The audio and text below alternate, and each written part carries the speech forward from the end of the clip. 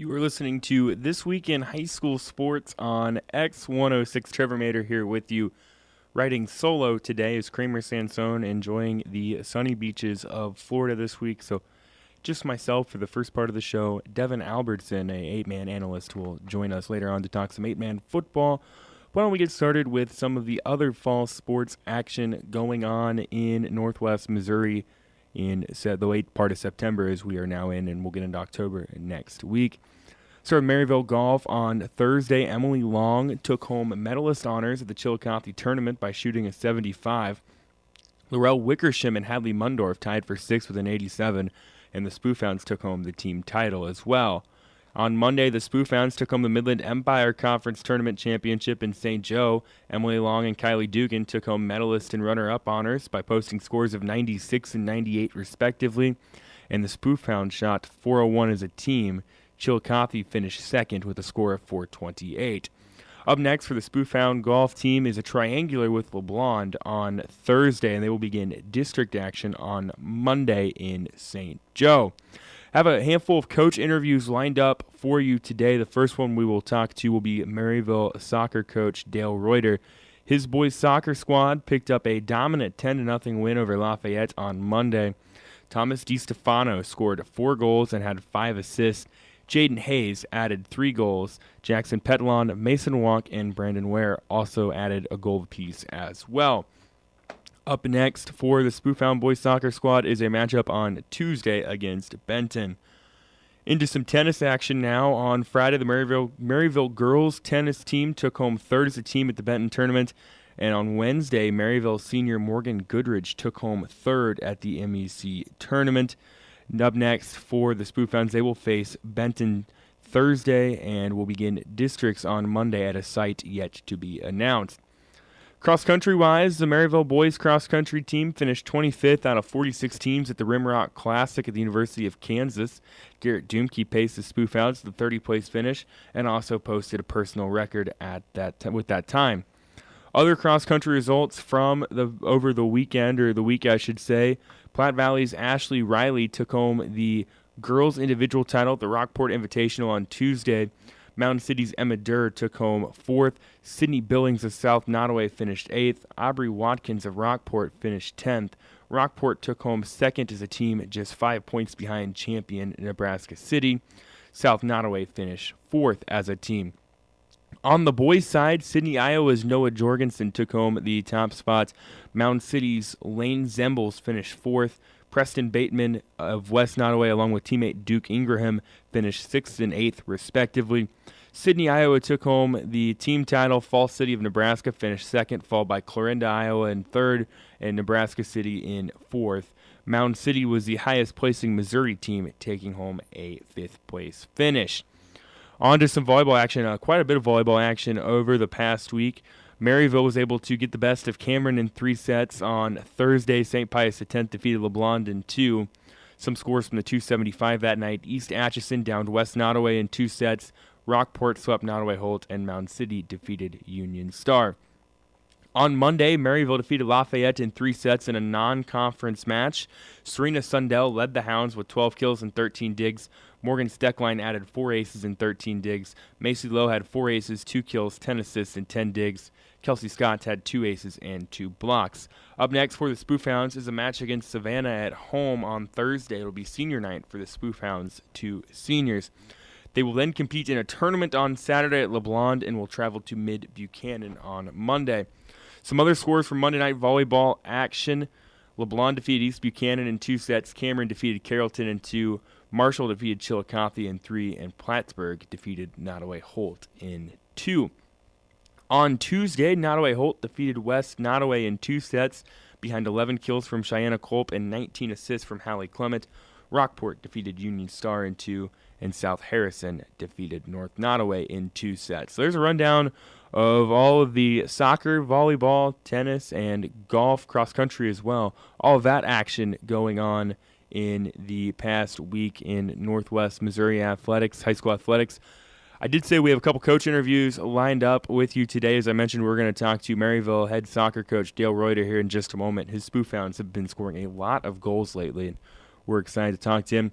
Also going to talk to East Atchison head football coach Aaron Behrens. We spoke to him a couple weeks ago, but this past week his Wolves picked up a big win over rival Rockport, and they have a huge matchup with undefeated Mound City coming up on Friday night.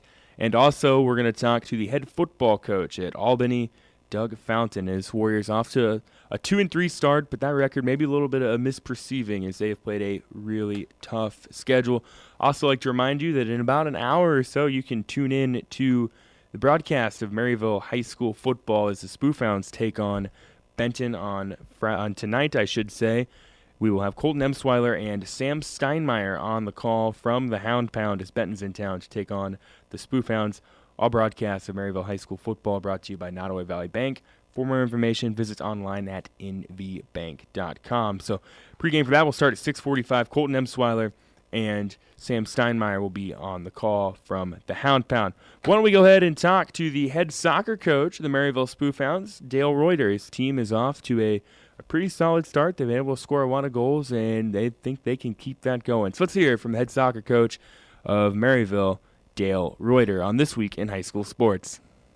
You're listening to This Week in High School Sports on X106. It's time now for another Coach's Corner. And for this one, we're going to go to the soccer pitch and talk to the head boys soccer coach at Maryville High School, Mr. Dale Reuter. Coach, how's it going today? It's going well. How are you doing today? I'm doing great. Thank you for coming on and just kind of talk about so far into the season. What have you seen from your team? What do you know about your team thus far? Well, I would say we're not a young team, but we're not a terribly seasoned team either. So we're kind of running in the middle there. We have 8 seniors on the team.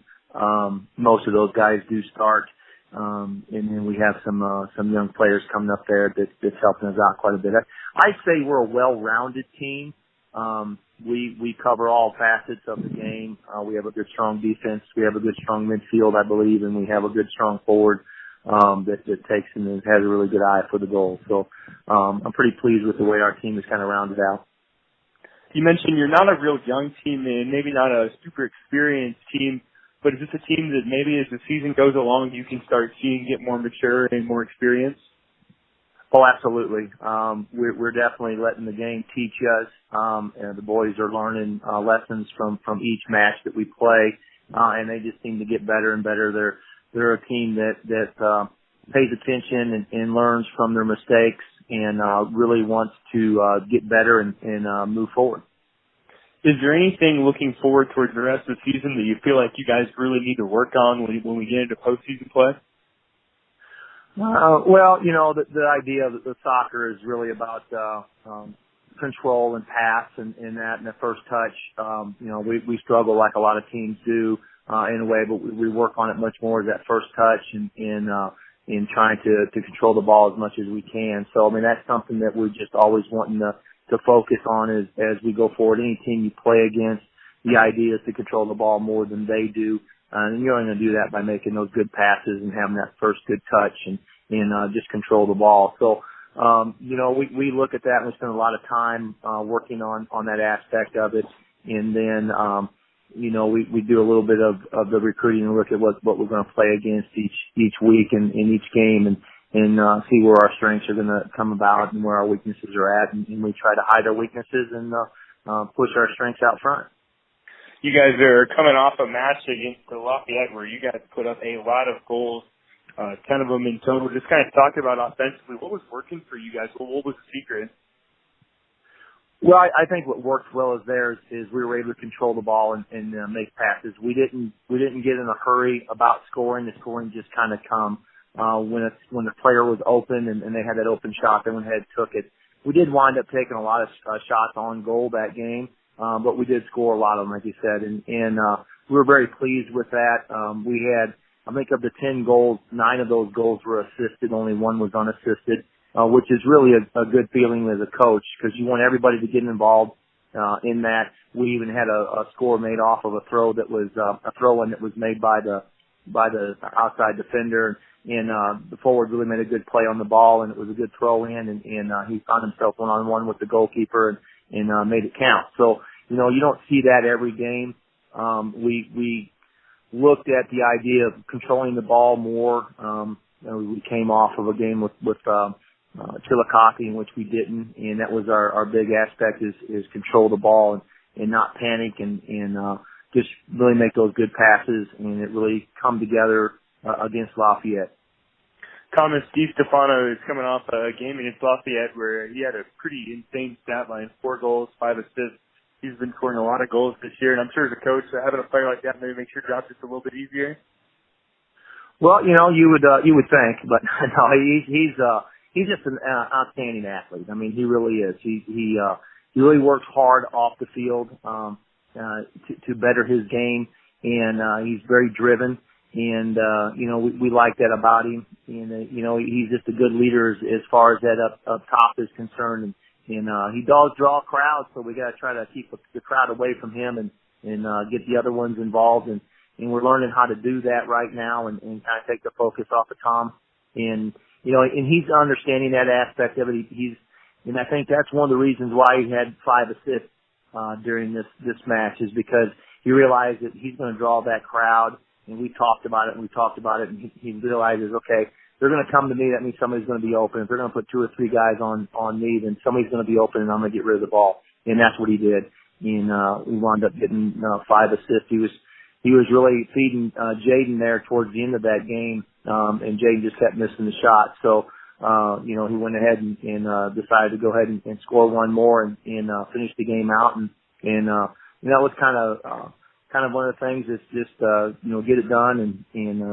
But I was really proud of him in the fact that, he was looking at his teammates and being that unselfish player that I really wanted him to be. Aside from Thomas, who's been some of those guys that have been stepping up and contributing for you this year? Well, I mentioned him earlier, Jaden Hayes. He's our junior. He's our junior captain too. He was voted as captain, and Jaden has a very important part with our team. He plays that center mid for me. Our system is a 4-2-3-1, and that center mid is a very important spot on our offense. He'd be like the quarterback on a football team. He's got to have great vision of the field. He's got to have great ball skills. He's got to know when to pass it, know when to take that shot. And he kind of really, Thomas does his job and does his job very well. But one of the reasons why Thomas is able to do his job very well is because Jaden can do his job well. And then the other 2 guys that I think are very good as far as that offense is concerned, with Brendan Ware on the outside. He's a senior for us. He's one of the outside midfielders. He takes some long shots from out there, and he comes up with some goals. So the defense has to respect him and cover him as much as they can. And then Justin Staples. Justin's just a sophomore. He started a little bit last year for me and was going forward. Really lending him to step up this year, in which he has. I'm pretty excited in the fact that I'm going to have him for 2 more years after this year. I look for him to be a really big leader on this team. Another kid that's got really good foot skills, and he can take that shot when he wants. One of the best crossers that I've ever coached, and Justin does a great job with that. And then Mason Walk is one of our holding midfield.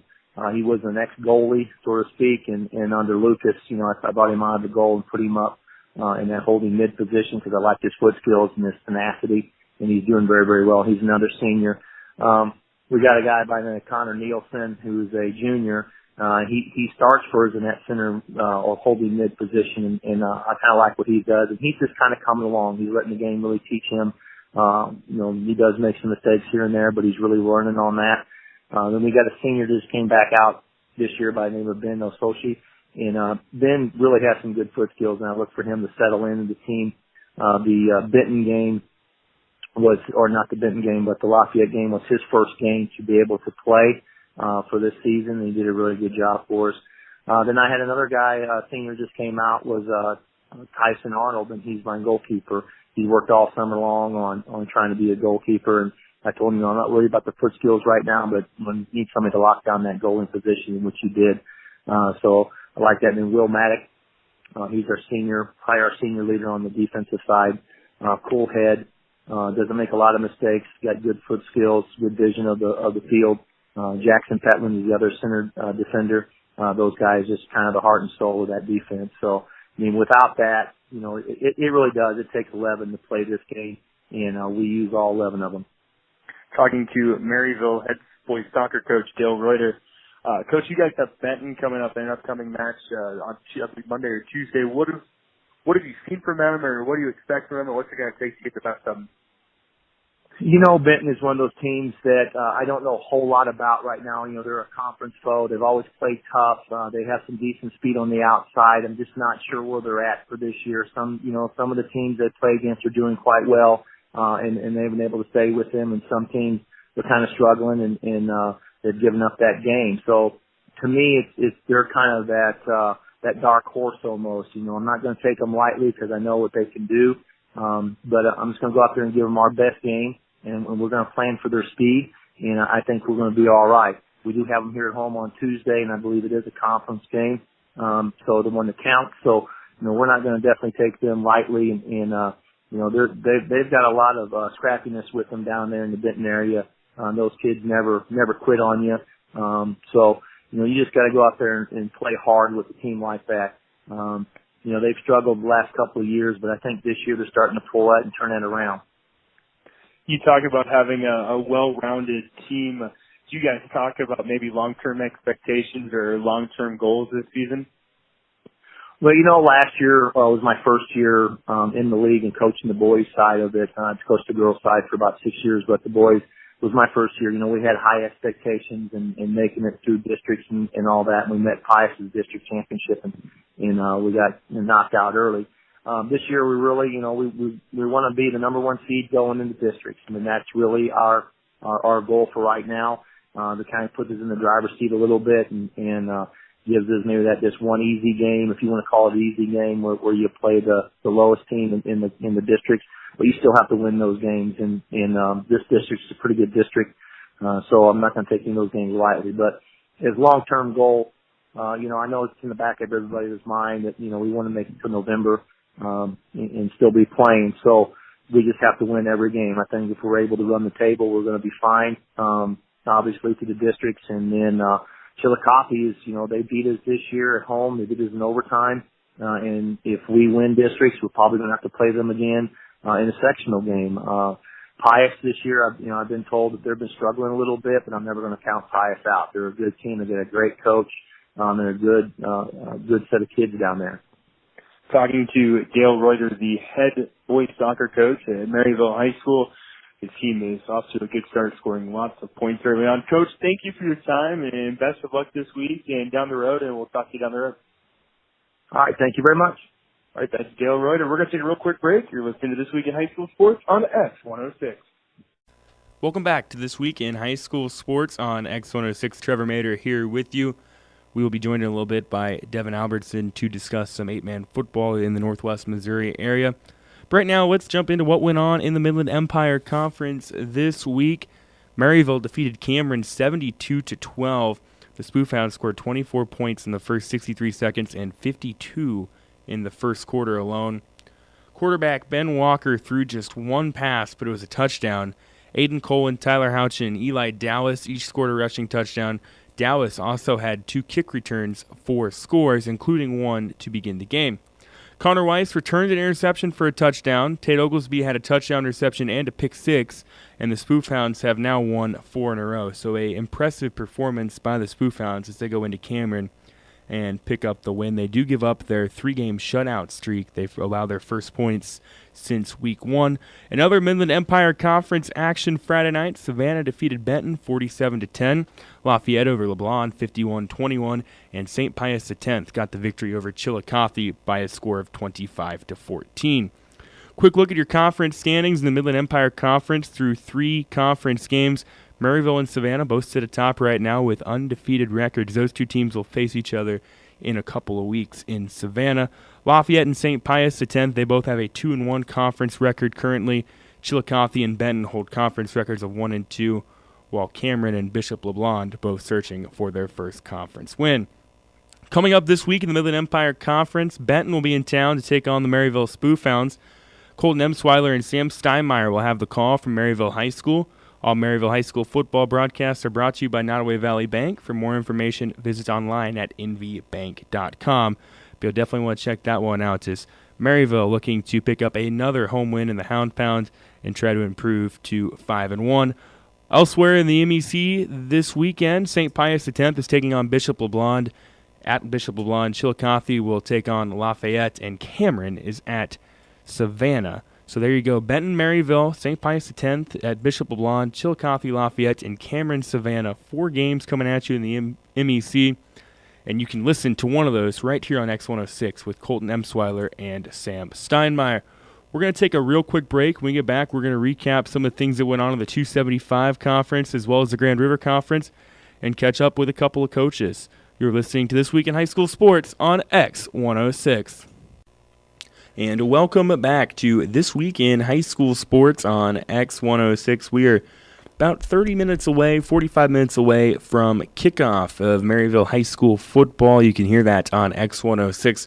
Colton Emsweiler and Sam Steinmeier will be on the call as Benton is in town to take on the Spoof Hounds. All Maryville football broadcasts are brought to you by Nottoway Valley Bank. For more information, visit online at nvbank.com. But right now, we are going to talk some 8-man football. A lot going on last week in the 275 and Grand River conferences as well. No Kramer Sansone today. He's enjoying the nice beaches of Florida.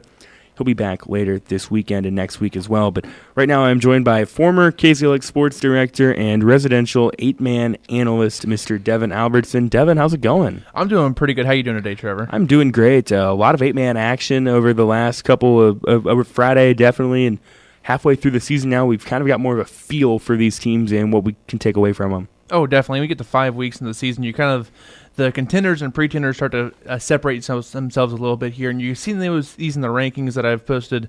There's almost like tiers you have these teams. I know it's a top 10, but there's almost like 3 or 4 teams here, 2 or 3, then 3 or 4 again. There's a big gap in some of these teams you're kind of seeing here after the play on the field. Definitely starting to sort out. And why don't we go through the scores from the 275 conference last week? It was South Holt and Nottoway Holt defeating DeKalb 82-36. Drew Quinlan threw for 404 yards and 9 scores. Ridiculous numbers for the Spartans as they pick up the win. Mountain City got the victory over Northwest Nottoway 46-0. North Shelby defeated Platte Valley 42-2. And Southwest Livingston downed Stewartsville 62-14. East Atchison defeated Rockport 44-28 to claim their first ever Atchison County Super Bowl. Bryson Bywater rushed for 152 yards and 4 scores. Jake McEnany added 2 scores on the ground. Gavin Abbott and Alex Burke led the Blue Jays, finding the end zone twice. East Atchison now faces a big matchup with Mound City this week. We will talk to their head coach, Aaron Behrens, here in a little bit. Devin, when you look at these 275 scores, South Holt and Nottoway Holt, they're very straightforward what they want to do. They're going to chuck the pigskin a lot, and it showed on Friday night. They're able to go to DeKalb and pick up a really impressive win. Yeah, the Spartans, I know you talked to Coach Peterson 2 weeks ago after their win versus Platte Valley, and they started the year 0-3, really tough matchups beginning of the year with Worth County, Southwest Livingston, and East Atchison. But you said it, they like to throw the ball. Think Texas Tech Red Raiders throwing the ball as many times as possible per game, sprinkling a couple of runs to Taryn Clark. Quinlan's a really good quarterback. I called their game 2 weeks ago versus Platte Valley, and they were just finding guys all the way down the field with Ottman and Morris on the outside. They are a really fun offense to watch. But what they struggle with is on the defensive end tackling a bit, which is why DeKalb's able to get a lot of points and yards up against them because they struggle on that side of the ball a little bit because they are a young team. They only have, I think it's 3 seniors, and 2 of them are Ottman and Morris, who aren't very big guys. They're just a really young team, so they're going to struggle there on defense. But on offense, you said it, they are an exciting team to watch. They're going to throw the pigskin around. Mountain City, like I said, they were able to defeat Northwest Nottoway 46-0, and right now they are the lone unbeaten in the 275. They kind of control their own destiny right now. They've got a couple of big matchups coming up with East Atchison this weekend, but right now they're in control of being able to claim that conference title. And I think if they beat East Atchison, they have this thing pretty much wrapped up. I mean, last week versus Northwest Nottoway, they played their starters on offense for about a quarter, and their defense the whole first half to keep the shutout, but they got their JV some work in the second quarter. They're just a really solid team top to bottom. A lot of athletes there with Papa and Mars there on offense and defense. They're just a really solid team, and I want to see what they do when they get to the playoffs because the best team they beat so far is Livingston, and other than that, I want to see what they do versus East Atchison. They really haven't been tested that much this year, a lot of halftime games for them. I want to see what happens when they have to go 4 quarters with the real team and really what happens there because they haven't had to prove that so far because they're beating teams so bad. Southwest Livingston, they've been kind of sneaky quiet so far. They boast a 4-1 record overall. Their 1 loss coming to Mountain City. They beat East Atchison earlier in the year to give the Wolves their 1 loss. right now they're just kind of being really quiet the way they're going about things. Yeah, they're going around quiet, but their quarterback/running back, Mac Anderson, isn't. He's 6th in the state in passing yards, and he's 2nd in rushing yards. He's a really fantastic athlete, 6'5", also a basketball recruit, very athletic kid. And he is their offense so far. I know their coach down there wants to get more balance, but when you have a guy that talented, they want to get him the ball. So they did bounce back after losing to Mountain City by 50, ended in the third quarter. They did that well versus Stewartsville and just taking care of business down there. And we'll see what they kind of do. They still have matchups with Rockport and South Nottoway coming up, so we'll see what they do in those two games. But that win over East Atchison is big for them going forward. And as I mentioned, East Atchison, they pick up the win over Rockport, a much-needed win for them as far as when you look at how things have gone for them in the past in the Atchison County Super Bowl. The first win in team history they've been able to get over Rockport, and they were up 44-12 at one point. They allowed a couple touchdowns late in the game for Rockport to make it closer, but just a really impressive win for the Wolves. Yeah, East Atchison dominated this game. You said it there with the score being so close late, but East Atchison dominated from start to finish. They're a fun team to watch, especially with their running back Bywater. He's 3rd in the state in rushing this year, and he's just a really exciting back. And he's tied for 1st in rushing touchdowns with 17 with Trey Schieber from Stanberry. He's just really fun to watch. He's not a very big kid, but he runs more physical than his stature, and he's pretty quick out of the backfield. So I think that loss to Livingston's going to bite him a little bit later in the year because I think they're actually the second best team in this conference, but there's no way to prove it with that loss to Livingston. It was a nice win they had versus Rockport. I know people over there at Tarkio, they don't like Rockport very much. So getting that win, I think a little bit of a rivalry game. I'm not for sure on this, but I think it's their first win for Tarkio over Rockport since like 96 or something in that area. So it's been a while since that school had beaten Rockport. So it was good to see them finally get their side of the rivalry go their way for them. And their game versus Mountain City this week is huge. As they win that game, they can get a share of the conference title, and that'd just be huge for them. And a quick look at those 275 conference standings. Mountain City right now, they are 4-0 in conference play. Southwest Livingston and East Atchison and Rockport as well, all 4-1 in conference play. South Nottoway Holt is currently 2-2 in conference play, 2-3 overall. Platte Valley and Stewartsville both 1-4 overall, 1-3 in conference play. DeKalb is 0-4 in conference play, 1-4 overall, and Northwest Nottoway 0-5 on the season and in conference play. DeKalb and Northwest Nottoway will play this week, so one of those two teams will pick up their first conference win of the season. As I mentioned, we were able to catch up with the head football coach at East Atchison, Aaron Behrens. His team picked up a very impressive win over rival Rockport on Friday night. So why don't we talk with the head football coach of the East Atchison Wolves, Mr. Aaron Behrens, on This Week in High School Sports. You're listening to This Week in High School Sports on X106. It's time now for another Coach's Corner. And for this one, we're going to go down to the Tarkio Fairfax area and catch up with the head coach whose team picked up a very big win this past weekend. The head coach of the East Atchison Wolves, Aaron Behrens. Coach, how's it going today? Going good. Good. Just kind of talked about last week. First time you guys were able to beat Rockport in team history, and just kind of talk about the feelings of that game. Coming out of the game, I felt really good for our boys. This is something that, they had not been able to do up until this point, and something that kind of, we circled in the off season, saying that, this has to be the year that we got them, and, things kind of bounced our way, and it turned out good for them. But, the kids worked hard. They put a lot of time and effort into that, so it was good to see them rewarded for it on Friday. What do you think was the difference maker on Friday night? You guys jumped out to a really big lead. They were able to somewhat claw themselves back into it, but you guys held on for the win. Probably the biggest thing for us is just kind of staying disciplined defensively, for at least 3 quarters. Kind of got away from us a little bit, but, I told our boys all week that our success was in the hands of how tough we were up front, how well we stopped the run, and they really answered the bell. And then, I got a lot of confidence in the offensive side of the ball and things that we can do. And, I knew that we could score some points, so on defense, I thought we'd be okay. You guys started the season with a close loss to Southwest Livingston. Since then, you've battled back 4 straight wins. We're at the halfway point of the season now. Do you feel like maybe you guys are starting to play your best football? I think so. We'll find out Friday night when we go over to Mountain City. It's only the best team in our conference. And, we've made big improvements all year. and just the boys getting more comfortable in our schemes and terminology. And, when you win a few games, the kids start to get more focused in and more excited. I got kids calling me all weekend about things they've seen on film and stuff like that. So that's something I've never had since I've been here, and it's just great. The more invested they are, the more they care about it, the better it is on time. Talk about the balanced offense you guys have had this year. Looking at stats, Jake McEnany in the top 10 in passing yards and 8-man. Bryson Bywater third in rushing yards. It just seems like your guys' offense has been able to kind of make hay both ways. For sure. All of it for us starts up front. We have a pretty line, kind of anchored by our senior White Gray. They've opened holes for us in the running game and have protected Jake enough to go. And, going into the year, I thought it was going to be a year where, we're going to rely on Jake's right arm a little more. And then, Bryson has made huge strides in his vision and cutting and explosion. And, it's easy when we can hand it off to him and he makes a couple guys miss and go to the house, at any time. And so, it's been fun coaching that side. I talked to you a couple weeks ago, and you said how crucial it was not to overlook some of the games you guys got before Rockport and Mountain City. Now you've beat Rockport, and you've got Mountain City this week. I take it the mentality you guys had going into those games certainly helped you. Absolutely. These guys are locked in.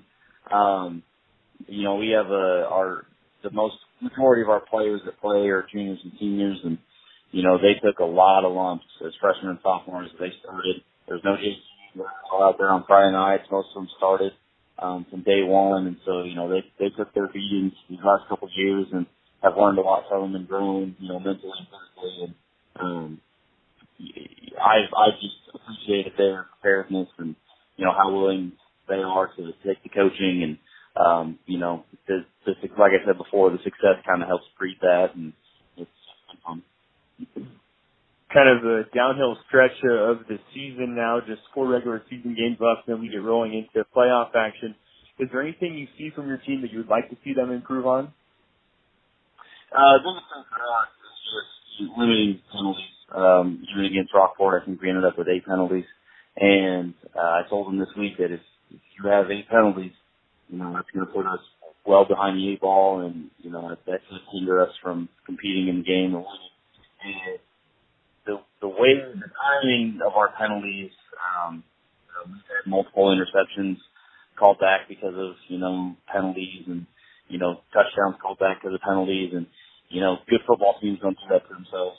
So, we're still very strides in that area. And that's kind of the biggest thing for us is just staying disciplined, 100% of the time and not getting the little tic-tac penalties.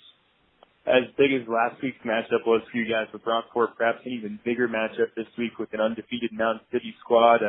What's it going to take to get the win in this one and perhaps put yourself in a 3-way tie for the conference lead? For us, it's going to be being physical on both sides of the ball and just like last week, staying disciplined. They run an attack that, if one guy is not doing his assignment, they're going to be gone running the football, and then they're the Papa and Mars, kind of their 2 quarterbacks, are both capable passers. They have plenty of athletes on the field on both sides of the ball, and we just feel like we got to win the battle up front, and if we can do that, then we'll have a chance. Talking to East Atchison head football coach Aaron Behrens, his Wolves off to a 4-1 start, playing some really good football as of late. They will take on undefeated Mountain City this weekend. Coach, thank you for your time, and best of luck Friday and the rest of the season.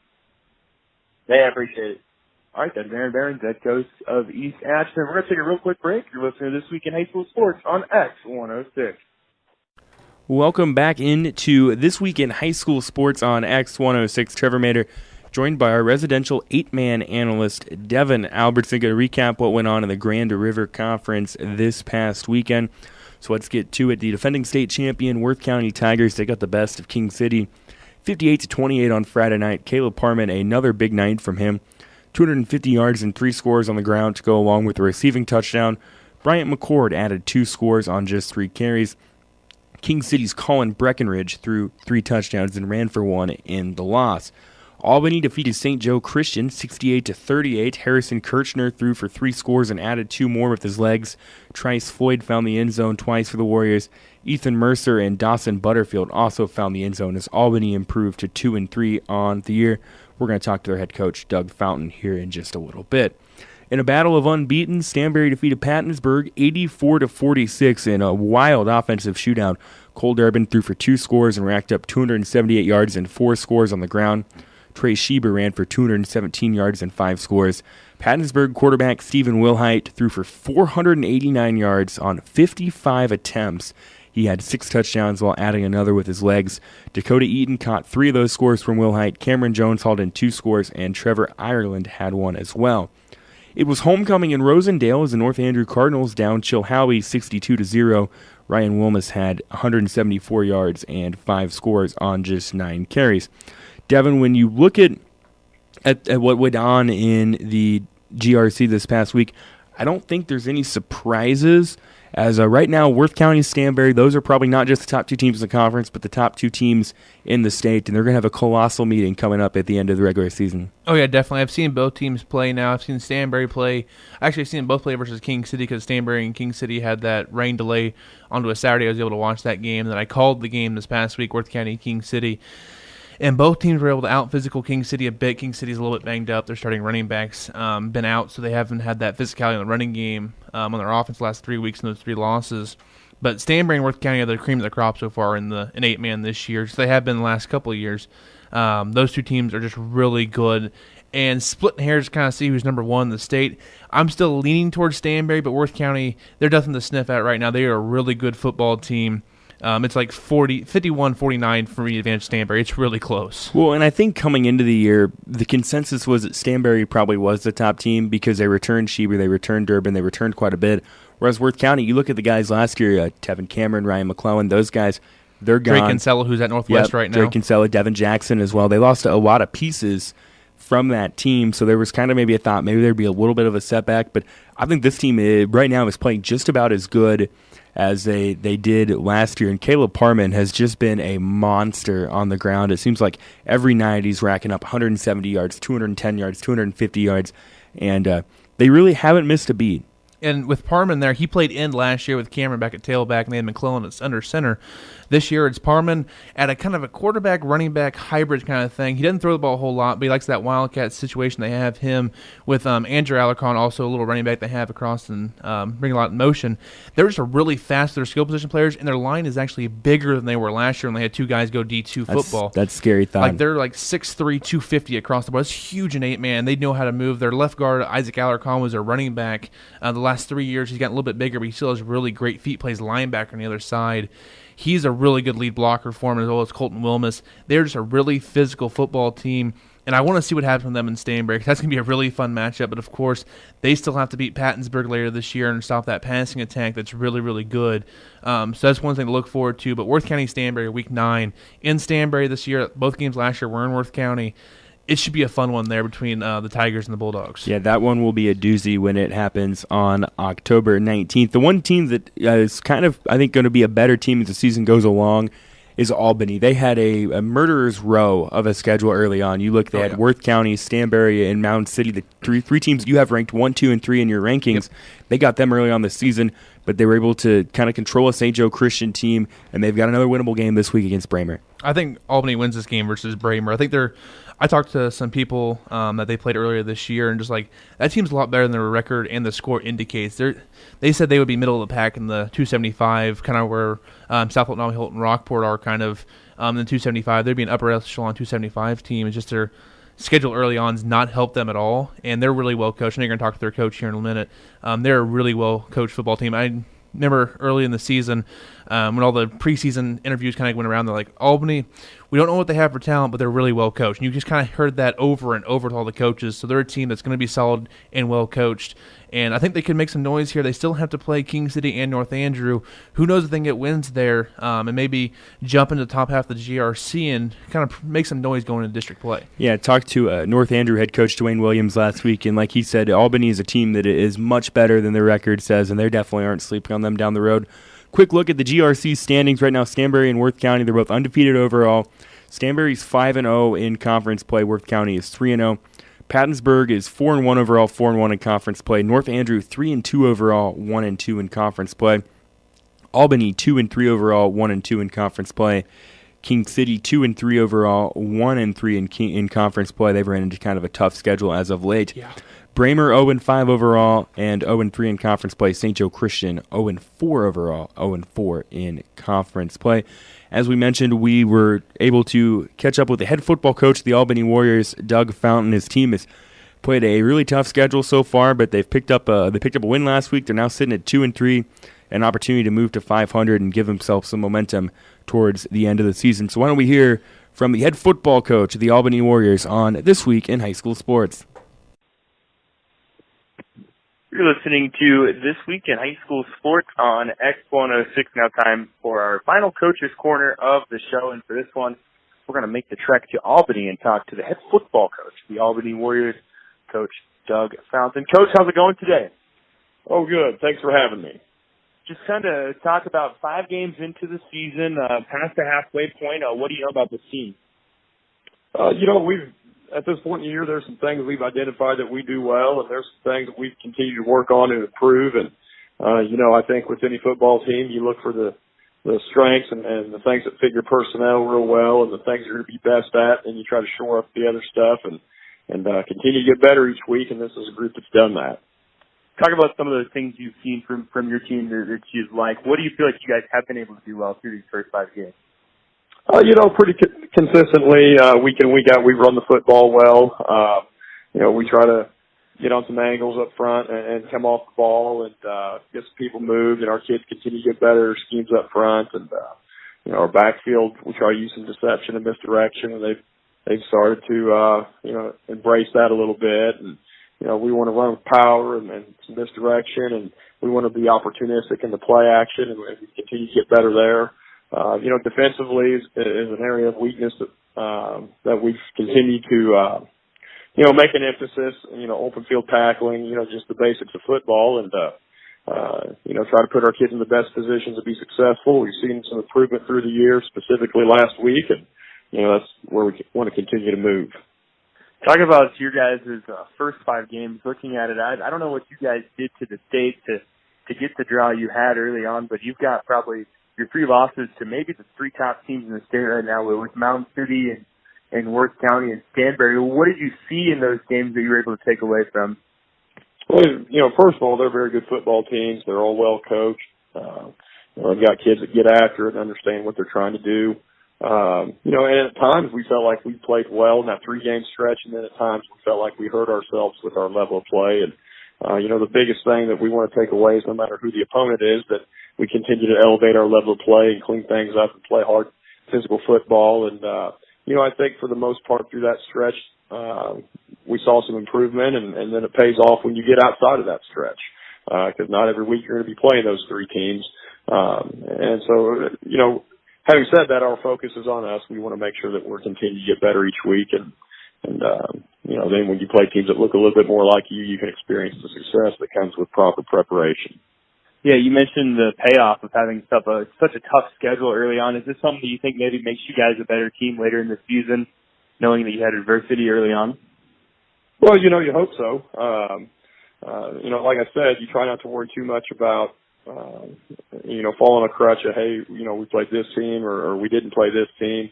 You can look at the quality of preparation throughout the week and the quality of play on the field and make a determination whether you're getting better or not. But it certainly doesn't help when you play really good competition.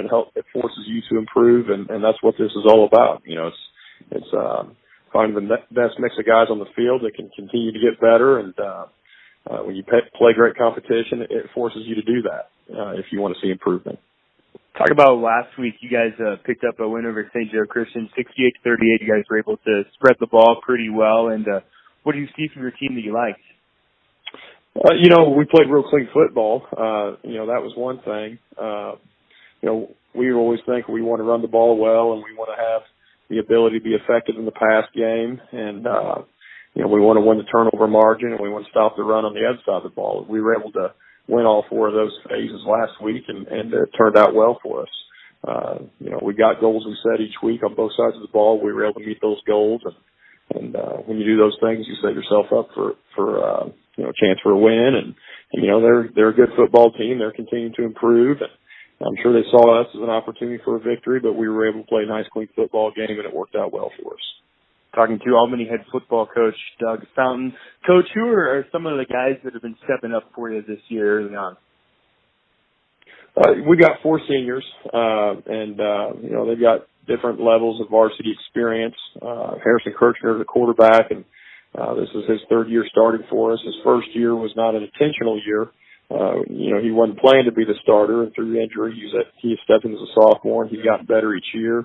Beckett Phillips is in his 2nd year of contributing on the varsity level, and he's contributing at a much higher level on the offensive and defensive line. Carson Wilson is in his 2nd year of contributing at the varsity level at tight end, and he stepped in at defensive end on the defensive side. And then Logan Combs, this is his first year as a varsity starter, but he's done a great job with the center and on the D-line. So, you start with those 4 kids, they kind of provide the direction and the leadership, and they've been good leaders. And, everyone else just kind of falls in, and we continue to develop leadership in those younger levels as well. But they've given our team nice direction, and we're proud of the things they're doing for our team, and will continue to do for us. You guys halfway through the season, 4 regular season games left, then we'll get into postseason action. What would be kind of a realistic or an ideal way for your team to end the season this year? Well, if you try to start counting wins and losses before they happen, you're probably going to run into some issues. So, like I said before, we're going to continue to get better, and you want to stay healthy and continue to work hard through the course of the season. You're kind of at the point now where it becomes a grind, and you've got to kind of embrace that grind. And the teams that can stay healthy and have the most invested come out best in the end. If you try to apply the transitive property, well, we beat this team and they beat that team, these are high school kids, and it doesn't always work out that way. But, we'll keep the focus on us, and we'll prepare each week for what's in front of us, and we'll go from there. And talking about what's in front of you this week, you guys got Bramer on Friday night. What have you seen from them, or what do you expect from them, and what do you think it's going to take to be able to get the win on Friday night? Well, first thing it's going to take for us to win the ball game is to play a clean game and do the things that we want to do well. And, those areas that we talked about previously, we want to, win those areas. And then, in terms of Bramer, they're a typical Bramer team. They're very physical. They rely on a power run game. They've got an athlete or two that can hurt you in open space. And so we've got to prepare well because they're getting quite a bit better. And, Coach Railback's doing a good job with them. And so we just got to show up prepared and ready to play the kind of game we want to play and win those areas that we want to think that we can win to contribute to success, and that's where we'll go with it. Talking to Albany head of football coach Doug Fountain. Coach, thank you for your time, and best of luck Friday night and down the road. Hey, I appreciate it. Thanks a bunch. All right, thank you. We're going to take a real quick break. You're listening to This Week in High School Sports on X106. Welcome back to This Week in High School Sports on X106. Trevor Mater and Devin Albertson here with you, recapping everything that's gone on in the Northwest Missouri sports world. Now we're going to wrap things up, taking a look at the 8-man football schedule for the upcoming week. In the 275 conference, East Atchison will travel to Mound City. A lot on the line in that one, Devin, is the winner of this one could very easily take control of the top of the 275 conference. Yeah, definitely. If Mound City wins this one, they're going to win the conference, I believe. And I think they do win it, but I think East Atchison gives them a run for their money. Bywater's a really good running back. They're going to have their hands full containing him, as well as McEnany with McAdams and Meyer through the air. East Atchison's got some pieces on offense. I just don't know if they can stop Mound City's offense on the other side. DeKalb at Northwest Nottoway this week. Two teams are looking for their first conference win of the season. DeKalb's been able to hang with some teams for the first half or quarter or so in certain games this year. This is a young Northwest Nottoway team as well, but both teams looking for their first conference win of the year. Yeah, DeKalb, their running back, has a really cool name, Coyote Henderson. That's an awesome name. He's ranked 6th in the state in rushing this year, just under 500 yards. He's a really physical running back, and I think he's going to be a little bit too much for Northwest Nottoway to handle. Still a young team. They're still progressing as the year goes on, but they did show a little bit last week versus Mountain City to keep that 46-0. It could have been a lot worse. Their coach said last week they're playing a lot better than the lines they have earlier this year, so we'll see if Northwest Nottoway can continue to progress and just show signs of life going forward. Platte Valley at Southwest Livingston this week. Platte Valley 1 win of the season. Southwest Livingston just 1 loss. And like we said, this is a team that's been kind of quietly going about their business. Yeah, I said earlier, Mac Anderson, 743 yards passing, another 875 yards rushing. He's actually second in the state in total yards with 1,700 yards, only behind Will Height for Pattonsburg. He's a really fun guy to watch. They see if they get a little more balance going into this week. And Platte Valley, if Dalton Luke's healthy, he's going to be a really tough guy to stop anyways for Platte Valley. So that's kind of what they're hoping is his health is good with his hand. Stewartsville at South Holt, Nottoway Holt. The Spartans, as we talked about earlier on, they're not afraid to sling it and fling it. That's kind of their forte. And I think they have an opportunity to rack up a lot of yards and a lot of points on Friday night and maybe get the win on a home game as well. Stewartsville likes to throw the ball too. Kane Rush, he's my type of game. Fifth in the state in passing yards, just under 800 yards passing, while Quinlan is second with 1,500 yards passing. Ball's going to be in the air a lot this game. And I think South Holt Nottoway Holt just has a few more weapons on the outside with Morris and Ottman to be a little bit too much for Stewartsville. They do have a good receiver in Cole Bryant on the outside, but I think South Holt Nottoway Holt is having getting their stuff kind of figured out going on this year. They're starting to get everything figured out after a tough start. I think they're going to get a third win in a row this week, go to 3-3, and get primed for the Mountain City matchup the following week. Look at some of the Grand River Conference action this week. Worth County at St. Joe Christian. Worth County, they've been playing so good right now. St. Joe Christian still looking for that first win. It's going to be a struggle for Christian this game. Worth County is just way too physical up front. They're just really fast. Worth County just... It's nothing against St. Joe Christian, just Worth County is that good right now. Yeah, they are really good. Stanbury at North Andrew doesn't quite have the shine that maybe it would in years past. You can go back a couple years, and those teams were trading state titles, but still right now, North Andrew, they come in 3-2. They've taken a couple bumps early on to King City and Pattonsburg, but Stanbury, the consensus #1 team right now. I believe, Devin, you're going to be there calling that game. I know you're not going to pick up. What are you looking towards in that game? I just want to give you a quick stat right here. Since 2012, Stanbury is 75-9. Pretty good. They're 68-0 versus everyone not named Worth County and North Andrew. They're 4-5 versus Worth County and 3-4 versus North Andrew. So this is one of the teams they've had trouble with in the past, even though they got a win last week. Players to watch in this game: Jaden Baker, Logan Hughes, and Ryan Wilmus for North Andrew.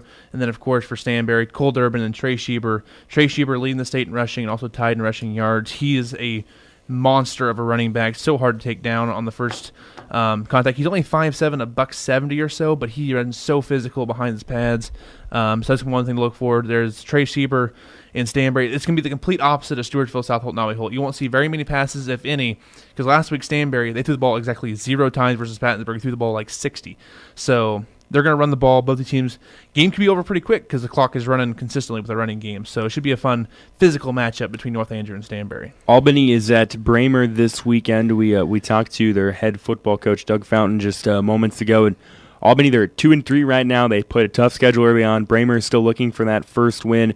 So by the end of Friday night, either Bramer's going to have their first win or Albany's going to move to 500, one of the two. And I think Albany gets to 500. I think they get a 500 in conference play, too. 2-2 is really important there. Would actually move them into 4th place in the conference. I think they're just playing too well right now, and they're better than record states. I think Albany just has a little bit too much for them. Albany gets to 3-3 on the year. A couple of non-conference games in 8-man action that involve Grand River Conference teams. Norburn Hardin Central is at Pattonsburg. Pattonsburg is my type of football team. They're not afraid to throw it 55 times last Friday night in a losing effort to Stanbury and almost 500 yards passing. I would expect the same from them this Friday. And the Aggies are nothing like that. They're more of a physical, downhill running team. So complete opposites again for Pattonsburg. They see that almost every week in the play in the GRC, except when they play King City, where they like to throw the ball. The other team likes to run the ball and run the ball a lot. So I think Pattonsburg, though, they score really quickly, just all the time. One thing that the Panthers could look to improve on, though, is their two-point conversion tries. I was looking back, prepping for the Stanbury-North Andrew game. I think they were combined like 2 of 15 from two-point conversions those two games. That's one thing that when you're a passing team is a little bit difficult to get those little 2-yard spurts in those two-point conversions. It's one thing they could probably get more efficient on working in this game at home versus Norburn Hardin Central. And when you play in a conference like the GRC, any point you can get is very crucial. I think they're on the year. They're 20 for 43 on two-point conversions. So they're leaving of all the points they score, they score almost 86, 60. and they're leaving 86 on the board. So yeah, they've left like 9 points a game off the board for 2-point conversion. That's a lot. And that's something that I believe Coach Chase Roberts talked about a couple weeks ago. The opportunities they've left on the field is they're 4-1 right now overall. And then one other non-conference game, a 275 GRC matchup between King City and Rockport. That game going to be in Rockport. Rockport just suffered their first loss of the season last week at the hands of East Atchison. King City, they've played a really tough schedule, and they find themselves at 2-3 right now. Yeah, they do, and this tough schedule continues for King City. We said they played Stanberry, Pattonsburg, and Worth County in back-to-back weeks. Now they got Rockport, another ranked team. Then they get their schedule loosens up a bit towards the end. Rockport, they're the opposite. They played their first ranked team last week, and they're going to play good teams the rest of the way because they got King City this week. They still have South Holt, Nolly Holt, Southwest Livingston, and Mound City to end the year.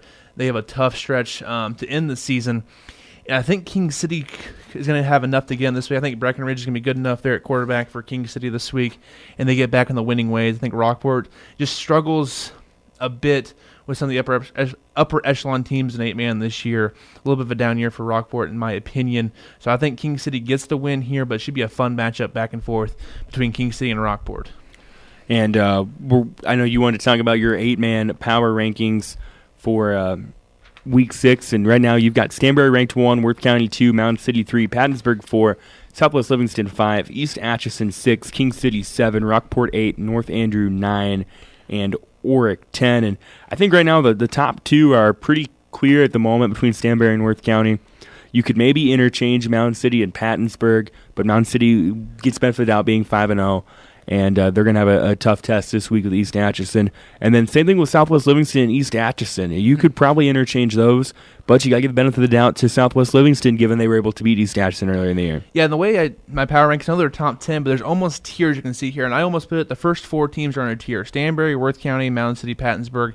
I think those 2 teams can all play with each other for 4 quarters. I don't know if the bottom 2 teams could beat the top 2 teams in the full 4-quarter game, but they can contend and push them. You saw last week Stanberry and Pattonsburg was 36-34 in the third quarter. That was a really competitive football game. I know Stanberry pulled away late, but that was really competitive. I think those are the best 4 teams in the state, and you'll see 3 of those teams in the state semifinals with a sorry to either Stanberry or Worth County playing the district championship game most likely. Yeah, that just stinks. That's a tough draw, one of those teams. So those are your top 4 teams. I think your next 5 teams are in the next tier. You got Livingston, East Atchison, King City, Rockport, and North Andrew are all kind of in that same tier where you can mix and match in many ways. You said there with Livingston and East Atchison. I actually think East Atchison's a better team right now, but you can't ignore the evidence on the field with Livingston going on the road and beating East Atchison in Week 1. That was a huge win for Livingston, which keeps them at number 5 in my rankings. And then King City, Rockport, we'll see this week. They play each other. That will definitely impact the rankings as well. North Andrew trying to beat Stanberry. If they can pull the upset, they're going to rock up the standings as well. So that's kind of where I'm at. And then Orick is at 10 for me. They're 5-0. They're undefeated. They play down south. The only team they've really played up north is Stewartsville, and they were able to beat them handily in the second half. Tough first half for them. So that's kind of where we're at right now with them. They have 0-3 KC East Christian this week, so they should go to 6-0 on the year. I don't think Orick gets pushed again until Week 9 when they play North Shelby, so it's going to be a little bit before Orick gets really tested going forward. And that's a team that made the transition from the 11-man game to the 8-man game earlier this year. And there's a quick look at Devon's 8-man rankings. And shout out to Orick, home of one of our professors, Jason Offit. Yeah, the fighting Jason Offit. I think he got a mention on the show a couple weeks ago as well. So that'll do it for this week's episode of This Week in High School Sports. Devon, thank you for coming on and being able to talk 8-man football with me, and hopefully Kramer can join me next week. Thanks for having me. Make sure to follow Mo 8-man football on Twitter for everything 8-man. We post rankings. A lot of content. Rankings, scores, schedules, everything you want for 8-man. Anything stories get posted over 8-man schools, I try to post them as much as possible. So that way 8-man gets a little bit of coverage because it's kind of the forgotten class in Missouri. And a huge thank you to all the coaches who are able to join me today. East Atchison head football coach Aaron Behrens, Maryville soccer coach Dale Reuter, as well as Albany head football coach Doug Fountain. We'll be back next week, try to get some more coaches lined up for you and some more insights as you are listening to This Week in High School Sports on X106.